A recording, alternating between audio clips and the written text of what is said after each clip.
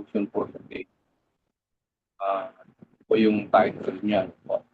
Covered by love, healed by grace. Covered by love, healed by grace. At yan po ay isang ayon dun sa ating text kanina, ano po, sa love covered over all wrongs from Proverbs 10:12 and sa 1 Corinthians 14:1, follow the way of love. So, kinumpain ko lang po yung dalawa to get the outcome nitong title nito, Covered by Love, Healed by Grace. So, tingnan natin, no, at least meron po ang tatlong principles or point summary out of this devotion na binasa ko po sa inyo. Number one, tingnan natin, no, is this, no, bring your heart to God, not to others. Ito yung number one, makita natin. Bring your heart to God, not to others. Dalhin natin ang ating mga sugat o mga pain, no, sa Diyos, hindi po lang po sa tao. Sabi diyan, when you are wounded, okay, don't carry it alone. No? Bring it to God in prayer.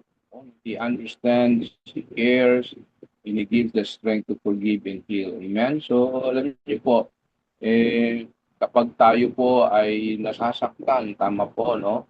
Very real, very real. Madalas ang unang instinct or initial reaction natin, mag-react, okay?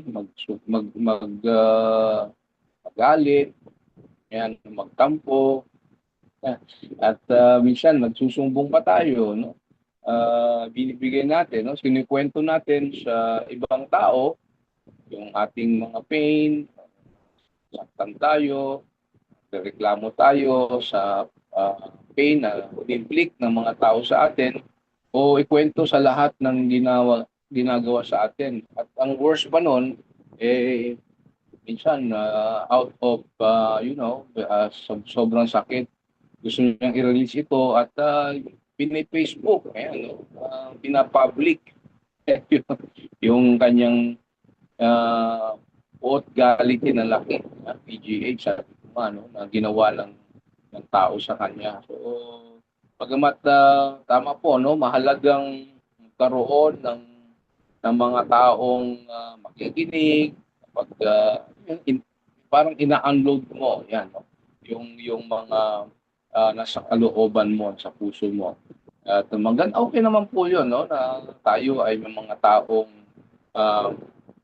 na paglalagyan, okay, pagsesharean at nakikinig at nagbibigay ng payo sa mga hinaing natin. No? Ang unang dapat nating puntahan, hindi po ang tao kasi lalo na pag yung tao na pinagsabihan natin ng ating mga buot galit nanakit, sa halip na ikip niya yun, baka ikikwento pa sa iba, yung po mahirap, no?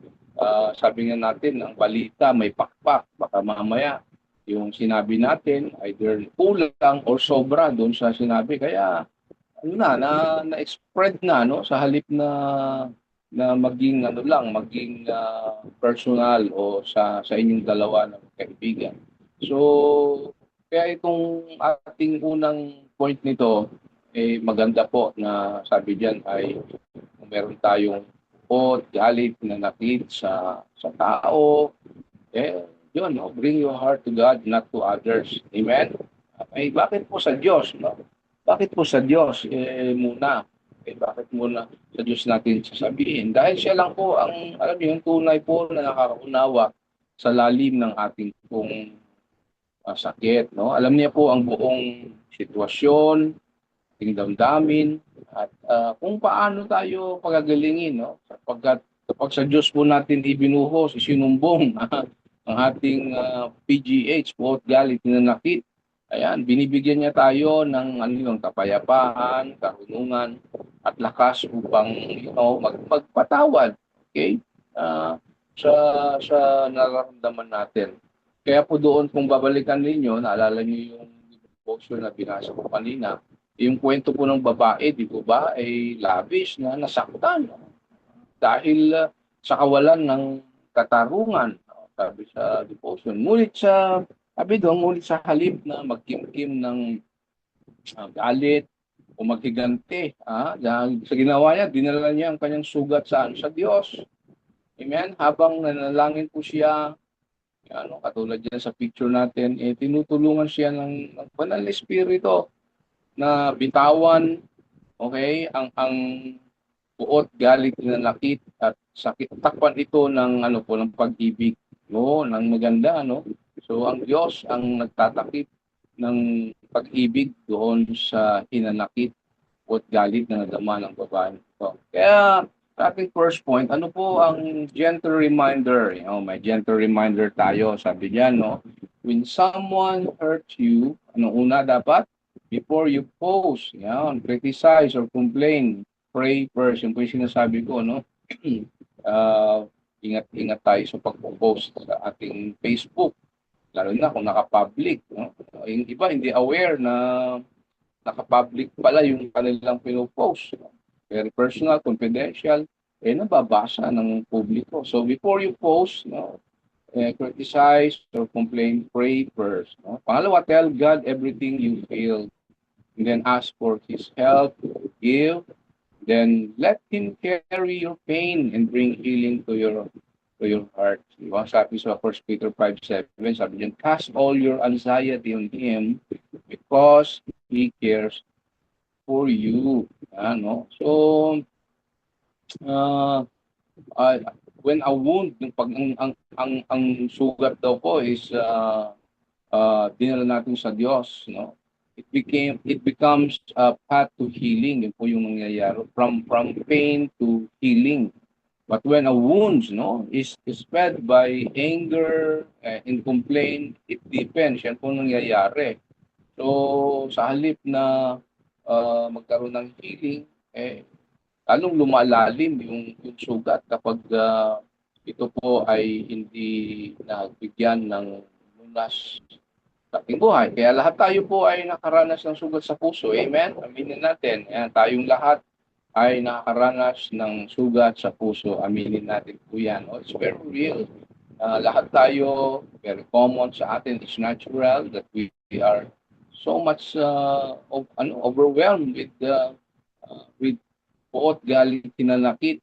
Okay? So, sabi ko, maaring dahil po saan? Sa rejection, betrayal, the unfair treatment, o masasakit na salita sa ating buhay sa nakaraan, maging siguro kahit nung tayo po ay bata pa. No?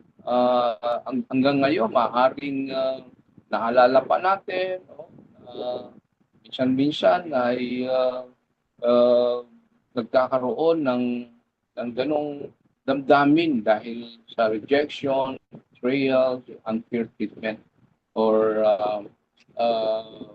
foul ng mga salita. Sabi natin, foul ng mga salita. Kaya ang tanong po ay hindi kung masasaktan po tayo, kundi ano ang gagawin natin sa ating mga puot, galit, pinanakit o mga pain na naramdaman, sugat ng puso na naranasan natin. When we bring our wound or pain to God, alam niyo po, the healing process begins. Yun po yung pinakamaganda. Nagkakaroon ng proseso. Proseso po, hindi natin sinasabing agad-agad, instantly. Kaya mali po yung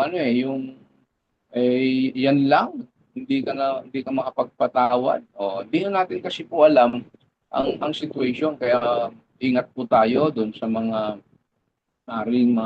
mga kilala, kaibigan na lumalapit sa atin at nagsasabi nga ng kanilang buot, galit, hinanakit.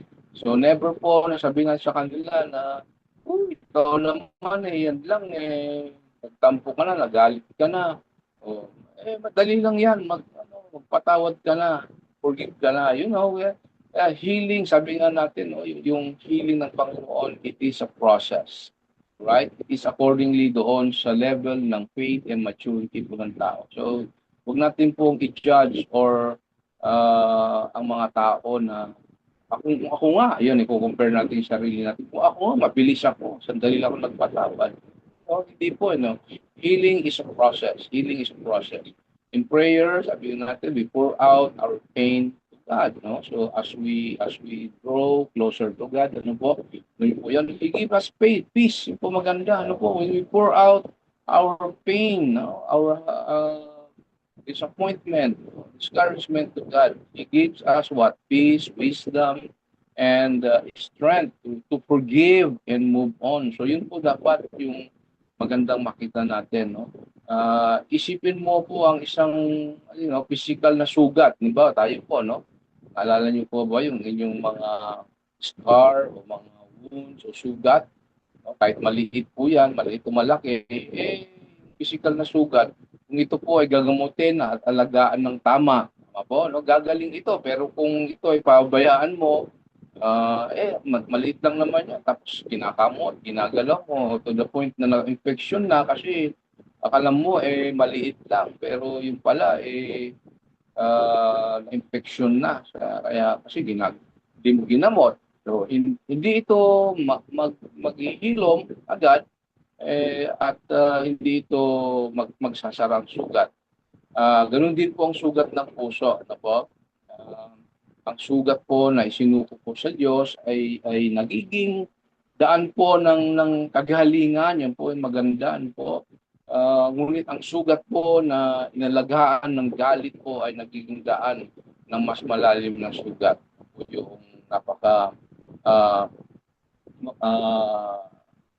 magiging bunga niyan. So, God heals what we surrender to Him. Okay? God heals. No? Pagagalingin ng Diyos ang bawat mga bagay na sinusurrender natin sa Kanya. Kaya every time, yun ang usapan namin ni Beto, kung may mga nakasakit sa'yo, nakapag-inflict ng salita, o di mabuting mga salita sa'yo, just surrender to God. Sabihin mo, I surrender this to God. No? Itong taong ito, sinusurrender ko sa Diyos. Bahala ka na sa Kanya. So, wag tayo po kay Tulfo magsumbong. Baka mapabalik pa po tayo kay Tulfo. Magsumbong po tayo sa Diyos. Surrender to God, no? Sabi ko nga palagi, no? By your grace, O Lord, by your mercy, we surrender to you this pain, this person na nag-inflict ng pain sa amin. So, when we are wounded by injustice or offense, our first, sabi ko nga, our first response should be what? To bring our pain to God in prayer. Right? He gives us the strength to obey, His command to love, and forgive. So that's number one. Okay, number two, and love chooses to bury offenses, not keep them alive. No? So love doesn't hold grudges, sabi diyan. It buries the offense and lets God bring healing and peace. So ang pag-ibig daw po, ang sabi diyan ay pinipili na ilibing. Ayun, ang mga offenses. At hindi kailang ito ay buhayin sa ating pong buhay. No? So, ang tunay po na pag-ibig, tulad po ng devotion natin kanina, yung babae, di ba? Parang siyang tatanim. No? Inano lang niya, nilibing na lang niya yung mga offenses or pain na in-inflict sa kanya. So, ang tunay po na pag-ibig ay hindi nagpapatuloy sa pag-alala at pagbuhay sa mga kasalanan o mga sakit na ginawa po sa atin. Sa halip na po, pinipili nating ilibing ang mga offense at hindi na ito paulit-ulit na hinubukay upang buhayin. Di ba may mga taong ganun? Historian. Ano ang historian na kapag nagkaroon kayo ng pag-uusap, binabalik-balik na naman niya, binubuhay na naman niya yung mga ang kanyang mga PGH, popularity na nakita, especially sa iyo. Kapag nag-usap na kayo, okay na kayo, tapos mamaya, di ba may mga tao kung gano'n, di ba, ano po, na hindi maka-move on, hindi makalimot-limot sa mga nakaraan at binabalik sa iyo, pinamumukha sa iyo, sinasabi sa iyo, ikaw, ganyan ka, no? Yung ginawa mo sa akin, binubuhay po ang mga dapat ng patay. Kaya nga po sabi ko kanina sa kwento natin, nilarawan ng babae ang pagpapatawad na parang paglilibing. No? Gumawa siya ng malalim na libingan sa kanyang isip inilagay doon ang sakit at pagkakasalang ginawa sa kanya at tinabunan ito ng lupa. Yun po, ano po. At pagkatapos, ang ginawa niya, nagtanim pa siya ng mga bulaklak. Yan, no? Tanim siya ng mga bulaklak sa ibabaw nito at lumakad palayo. Di ba? So, ganun po yung scenario. No? Pinapakita nito na pinili ng babaeng ito na bitawan po ang puot, galit, hinanakit at sakit, huwag nang balikan ito. Amen? Amen? So, alam niyo po, many people, no po, baka tayo din po yun, no? Minsan, say they have forgiven, but they keep bringing up the past. Yun po ang hindi maganda, no? So, sinasabi ng iba na uh, sila, patawad na sila, pero kinikip pa rin nila. No? Si Mari sinasabi, do you remember what you did to me? Do you remember what you did to me? Pinamumukha sa, I still can't forget that. I forgive you, but, yun po ang mahirap na I forgive you, but, meron pang but no? Kaya pag lagi po nating binubuhay ang nakaraan, para tayong naghuhukay muli sa libingan ng offense na dapat ay nailibig na. Yun po yung magiging result na. Hindi ibig sabihin po nito na nagkukunwari tayong walang nangyari o binabaliwala po natin ang kasalanan. Ibig sabihin po nito ay hindi natin hahayaang kontrolin, okay, ng haraan ang ating puso, okay, at ang relasyon po natin sa Diyos at sa tao. So ano po ang gentle reminder natin sa point number 2 na ito? Gentle reminder, okay, don't keep repeating the offense, just keep the anger going. So don't use the past as a weapon in every argument. Choose to entrust justice to God and remember that just as God has forgiven, He also calls us to forgive. So let God and let go and let God. Sabi niya, let go and let God forgiven. So, sabi ko nga po, no, love does not dig up old wounds. No po? Ang pag-ibig po ay hindi po nagbukay ng mga lumang mga wounds natin o pain natin. It chooses what? To bury the offense and let God bring healing and peace to the heart. Amen? So, ang tunay po na pag-ibig ay hindi laging bumabalik sa mga lumang kasalanan at sugat. Huwag tayong maging historian ng mga puot galit natin. Hindi nito paulit-ulit po na hinuhukay ang mga pagkakamaling nangyari on para gamitin laban po sa iba.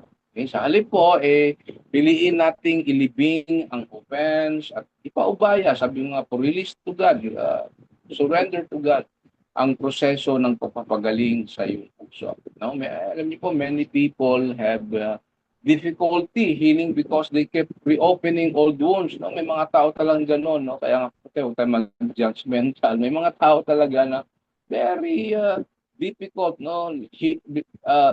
People have difficulty healing because they kept reopening old wounds. Every angry recollection, every accusation, wrong accusation, and every bringing up of the past is, like digging up a wound that is what? Already becoming too ill. Kaya po, kapag pinili po nating magpatawad, alam niyo po ba yun? At ipaubayang offense po sa Diyos, binibigyan po natin siya ng pagkakataong pagalingin ang ating pong puso. Amen? So ang kapayapaan po ng Diyos ay pumapalit, no? Saan? Sa puot galit na nakit. At hayaan din natin yung puot galit na nakit PGH. Palitan ng Diyos ng PGH din, no? Share ko na rin po yata dito, no? So instead na puot galit na nakit, pag-ibig, yan, hinahon at galak ang ipalit ng Diyos sa puot galit. Amen? So number 3 and last ay God's love heals deep wounds over time. So God's love heals deep wounds over time. So, ibig sabihin, may mga sugat po talaga sa puso na hindi nawawala. Aminin po natin yun. Sabi ko nga po, ay hindi natin pwedeng tingnan ang sugat natin kasing babaw o kasing lalim ng tiba. Depende po yan. No? Minsan kahit nanalangin na tayo, tama po, di ba? Humingi na tayong tulong sa Diyos. Bakit nanatili pa rin ang sakit. Di mo ba? Ngunit ipinapakita po ng kwento natin kanina sa devotion na ang pag-ibig po ng Diyos ay may kakayahang pagalingin kahit po ang pinakamalalim po na sugat at kadalasan ay ginagawa niya ito sa paglipas po ng panahon. Kaya po tulad ng sugat, no? Ang Diyos nais niya na iproseso tayo sa healing, from pain to healing sa atin pong nakaraang buhay. Okay? So, when we are wounded, di ba? When we are wounded, we want instant healing eh. Siyempre, gusto natin yun, no? Na mawala, matanggal, maalis ang mga wounds na ito. We want instant healing. But open, sabi mo, but open, madalas po, God's process is gradual. No? As we grow closer to Him, read His Word, pray and worship Him and trust Him, and nararamdaman natin He slowly heals the parts of our heart that have been wounded. Yung pong ating former anger is replaced by forgiveness. Amen? So, ang prayer natin, Lord, sabi mo, my former anger replaced by forgiveness. Yung my former bitterness, sabi natin, is you replaced by love. And sabi natin, Lord, my former pain becomes a testimony of God's faithfulness. So, hindi po lahat ng, sabi ko nga po, sugat o mga hinanakit natin sa buhay ay agad nawawala. Okay? Pero walang sugat po na masyadong malalim para sa pag-ibig ng Diyos. Yan po yung makita po natin. No? Walang sugat o puot galit na nakit na masyadong malalim po para sa pag-ibig po ng Diyos. Ang kanyang pag-ibig po ay magtiyaga, no? Right? Tuloy-tuloy at kayang abutin ang pinakamalalim po na bahagi marahil ng puso natin na sugatan, nasaktan, at na-discourage atin. So, gusto kong kunin ito, no? Kumuha ko kay Maring Chat, Chat GPT, no? Sabi ko, bigyan mo nga po ng picture ng isang bata, isang tanda, na covered by love, healed by grace. So, ito yung binigay niya ni Maring Chat. No? So, yung ganda, no? Sabi ko, may isang batang lalaki, yan, no? Sa kwento na sugatan ng malalim sa kanyang puso dahil po sa paulit-ulit na masakit na salita mula sa kanyang mga magulang. Kahit lumipas po ang panahon, dala-dala pa rin niya ang sakit, takot at galit, no? Mula sa mga hindi maganda karanasan sa kanyang mga magulang. So, sinubukan niyang itago ang kanyang sugat sa pamamagitan ng pagpapanggap na okay lang siya habang siya lumalaki. Pero sa loob niya hanggang lumaki po ay patuloy siyang nasasaktan habang siya lumalaki ng bata. Kaya isang araw, yan po, no, may isang matandang hardinero, gardener na nagbigay sa kanya ng isang sirang halaman. Yan po yan, yung hawak-hawak ng sira po sirang halaman, hawak ng bata. Halos tuyot na ito, tinawala ng pag-asa. Diba? So yung ginawa ng bata, araw-araw niya itong dinidiligan, no, nilalagyan ng pataba, at nilalagay sa tamang sikat ng araw. Ngunit pagkatapos ng ilang araw, wala pa rin pagbabago sa kabila ng ginagawa ng pagdidilig, pagpapataba, pag-aalaga ng bata. No? Nainip ang bata at sinabi, no? Nainip yung bata at sinabi, parang walang nangyayari naman dito. Bakit ko pa ito alagaan? Hindi naman tumutubo. So parang naubos na yung pasensya ng bata dahil wala siyang makitang pagbabago doon sa tuyot na dahon. Umiti ang hardinero, no, sa batang ito, sumagot. Sabi niya, hindi mo nakikita ang ginagawa ng tubig, ng pataba, at hangin at araw sa ilalim ng lupa sa hardinero. Unti-unti nitong binubuhay ang mga hugad, sabi niya. Ang tunay na paggaling ay kadalasang magsisimula sa mga bahaging hindi agad. So pagkalipas po ng ilang linggo, nagsimulang magkaroon ng bagong dahon ng halaman. Ayan. Alauna na mulaklak ito ng maganda, sinabi ng hardinero. Sabi ng hardinero, ganyan din ang pag-ibig ng Diyos. So, sabi niya, pag nasugatan ng puso natin, hindi laging instant ang paggaling. Right? Pero habang patuloy tayong lumalapit sa Kanya, ang dalangin, sumasamba, tumatanggap ng Kanyang pagmamahal, unti-unti niyang pinapagaling ang mga sugat na hindi kayang abutin ng tao. So, anong lesson nito? Sabi niya, no, sa ating screen. God's love is like a careful gardener. Amen? Why? Because He does not rush the process, but He works faithfully, every day until the wounded heart or pain is revived, blossoms, and becomes strong. God's love heals deep wounds over time. So ano po ang gentle reminder sa atin? No? Sa ating point number 3, don't lose hope if you are not fully healed. Amen? Trust in God's process, even if it is slow.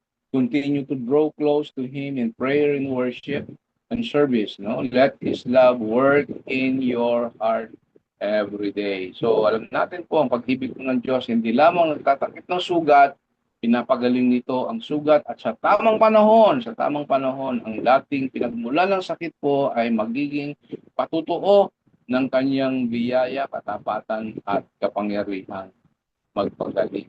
No? So again, healing the heart, kapatid, yung ang healing ng Diyos sa ating puso is a process that cannot be rushed. Even if you are not fully healed, no, do not lose hope because God is working on you. Sabihin mo nga, God is working on me. So trust in His timing. Okay, so mga kapatid, let His love slowly heal, restore, and strengthen your heart. All right, so that ends our devotion for today. Titled Covered by Love, Healed by Grace. Thank you for letting me share. Shalom and Lang po. okay, sige po. Tayo po ay patuloy po na manalangin. Let us pray. Abba Father, Lord Jesus, and Holy Spirit, we praise you, we glorify your name, we bless your name, worship you, we honor Yes. you for who you are, O God, and we thank you, Lord, for your great love, your tender loving care sa buhay po ng bawat sa amin.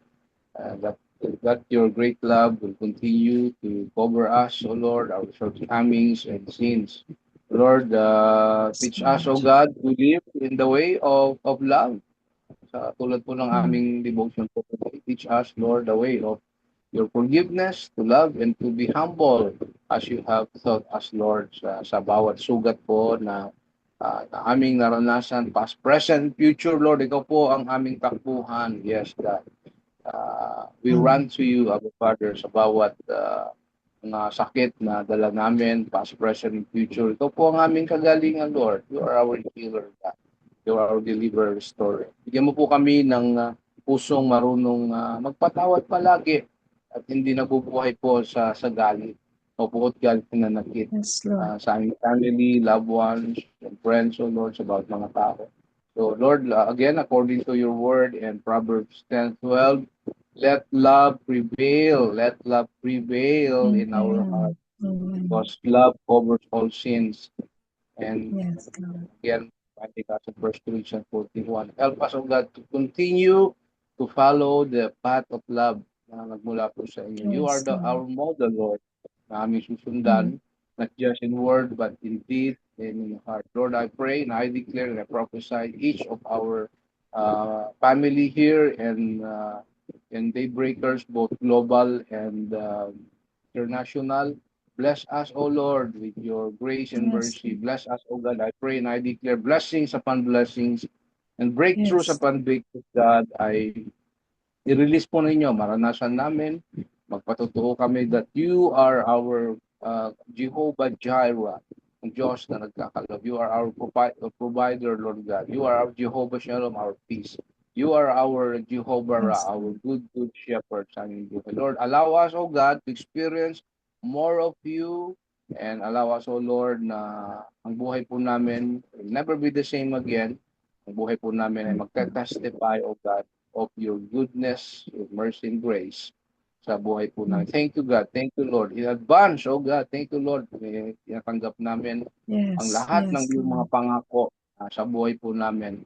And thank you, Lord, for your glorious Yes, destiny. You are creating, you are anointing us, you are preparing us, Lord, sa mga bagay pa po na hindi pa po namin naranasan. You will surprise us, Lord God. yes, Many yes, Lord. sa aming mga family life and ministry. I speak blessings upon blessings.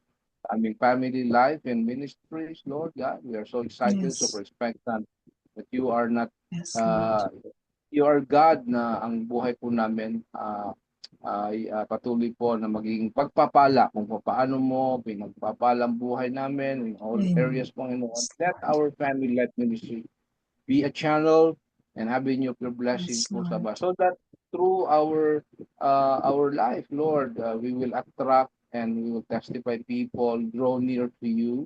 At hayaan po ninyo ng Yes, aming Lord. buhay ay maging parang magneto, Panginoon. That people will follow, will our family life ministry will be example of Christ, Mm. Christ-like ministries, Panginoon. Salamat po, Diyos. I Yes, pray Lord. that every day, bless niyo po ang Daybreakers, oh God, as our platforms and avenue to praise you, to worship you, listen to your word, Mm. and yung prayer, intercessor prayer words mga about sa amin. Salamat po, Diyos, Yes. sa lahat po ng iyong ginagawa at gagawin pa po sa buhay ng bawat sa amin. In Jesus' name I pray. Amen. Yes, So let Lord. us lift up our hands Amen. and let us receive the final blessing of the Lord. May the Lord bless you, brothers and sisters in Yes, Lord. Christ, with a forgiving Yes. heart, a peaceful mind, and a life filled with love. May He heal any wounds you may have, and may His peace replace any burdens you have. So I bless you now, brothers and sisters, in the name of the God who heal, move forward and live in Yes, love. Lord. In the mighty name of Jesus Christ, we pray and shout, Amen, Amen, Amen. Amen. Amen. Amen. Praise God. Thank you po. Thank you, Pastor Eric. Thank you, everyone. Oh, welcome. Okay, before we leave, paki-open pong mga cameras at mag-picture muna po tayo. And then,